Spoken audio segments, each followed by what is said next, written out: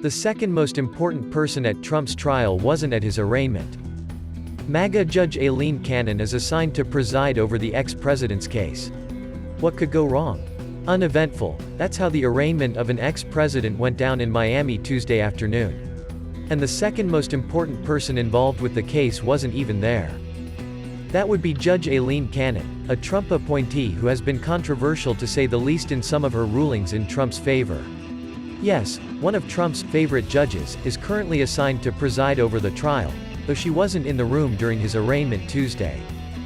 Special counsel Jack Smith was seated in the courtroom, 3 rows behind Trump, but Trump didn't look around, so it's unlikely they made eye contact. Trump has called Smith a deranged lunatic and a psycho. Trump didn't speak a word, unless you count whispering to his lawyers. He had a scowl on his face, and he sat hunched over, looking dejected, the same pose he adopted at his first arraignment in New York. A lawyer entered Trump's not guilty plea. Walt Nauta, the Navy aide charged with aiding and abetting Trump in moving and concealing boxes of documents, did not enter a plea because he didn't have a local attorney. He'll have to come back another day. The proceeding was brief and perfunctory, except for a discussion about prohibiting Trump from talking to witnesses, and since some are people he interacts with every day who will be on the witness list. The DOJ said it will provide names. Despite calls for unrest by the usual MAGA suspects, and a reasonably heightened sense of alert in the post-Jan. 6 world, there was very little tumult outside the courthouse.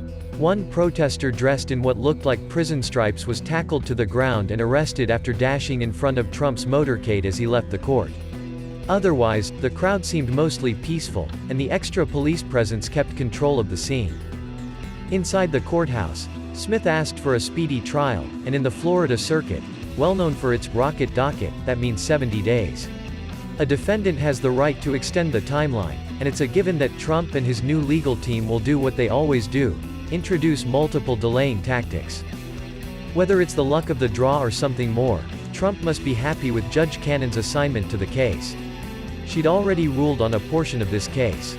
In fact, she ruled so favorably for Trump that a 3-judge panel overruled her, subjecting her to a barrage of criticism that she wasn't up to the job, or worse, was protecting the president who put her on the bench. She has the power to make the government's case infinitely harder. She could even outright dismiss the case, though that would bring a storm of reputational damage down upon her. She will be watched closely to see whether the brushback of her earlier rulings has left a lesson. For example, will she admit the evidence gained when the client-attorney privilege was pierced? Trump lawyer Evan Corcoran was ordered to testify when a judge found Trump used Corcoran to commit a crime. Cannon will have the power to push the trial way into the distant future, which in politics means after the 2024 election.